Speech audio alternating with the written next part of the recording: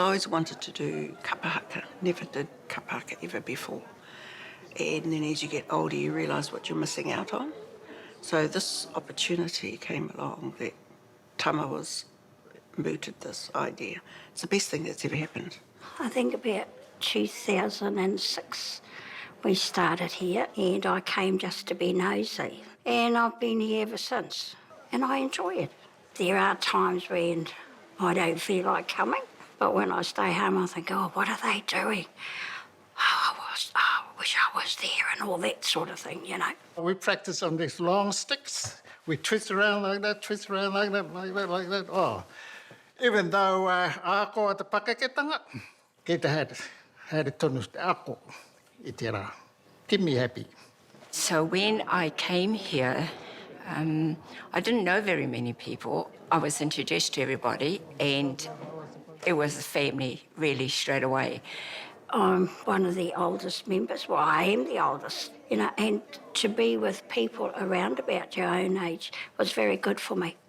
So when Taikura first started, my first thought was looking at our leader, Tamahuta, and I knew that Tama having the mana that he had, we would be taught what's right, and we would learn the history of the Waiata. We would learn the truth of what he was teaching, and especially the right way, the right actions, the right words. For me, I think it's my duty for my parents to represent my family in Tama in carrying on this tradition. Taikura is socializing, value, and not individual. Taikura is whakapanaungatanga, belonging, and shared values and strength of the group. Taikura keep me active. Taikura gave me a sense of belonging for extended family and looking forward to seeing everybody uplifting my well-being. Kingship are the pillar of my belonging to Taikura. Kia ora mai rā tātou I tēnei pō. Tēnā rā tātou kua tohono mai nei tēnei pō I runga I te kaupapa I whakaritirite ia mō tātou I tēnei pō. Nō reira tēnei te mihi kia koutou hara mai nei hoki. E mihi atu hoki ki tō tātou kingi tūheitia e noho mai rā I tōna kāinga I tēnei wā. Nō reira tēnei te mihi kia koe. Mai te Taikura o Ngāti Kahungunu. Mai wai roa hōpūpū hō nenge. Ki here taunga rarau haukunui. Haere tonu atu hoki ki te wairarapa. E whaka ngā hau atu nei a koutou I tēnei pō. Nō reira tēnā koutou. Tēnā koutou. Kia ora mai rā tātou. Te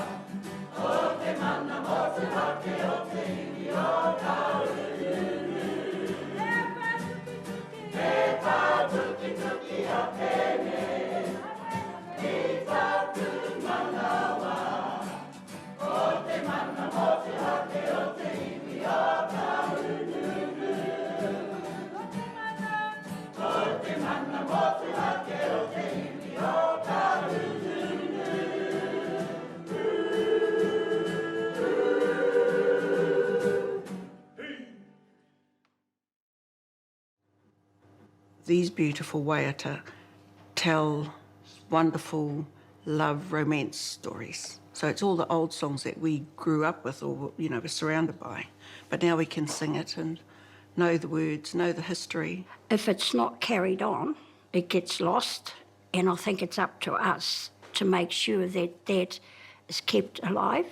It's only right that I continue that to my mokos, to my children. These waiata have been with us since we were born. And if we don't keep them going, well, all will be lost. Kia ora, Lucky. Nā koe, auntie. So what did you think of our performance as Taikura? What does it mean to you, to your generation? I actually enjoy joining Taikura to be a part of the whanaungatanga part of things. I guess I have one karaua left, and I guess being amongst you all, I get to feel a bit of wairua, the mixture of my generation with your guys and your knowledge that you guys have. And through the waiata, we pass that knowledge on to myself, and I get to do that with the tamariki that come after myself. So it is important. You think it's okay for us to carry on? Oh, it's a must. It's not, I think it's good. It has to happen. Because we love singing with you. We actually rely on you to help us. So I think it's a two-way thing, and we're lucky to have Kaurangi with us.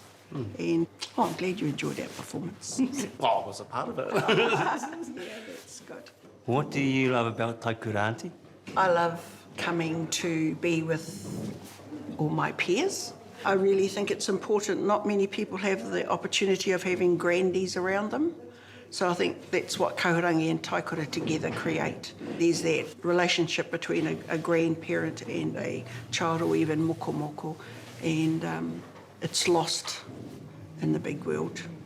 And we're fortunate that we're carrying that on through waiata and kapahaka. Kia ora, auntie. Thank you.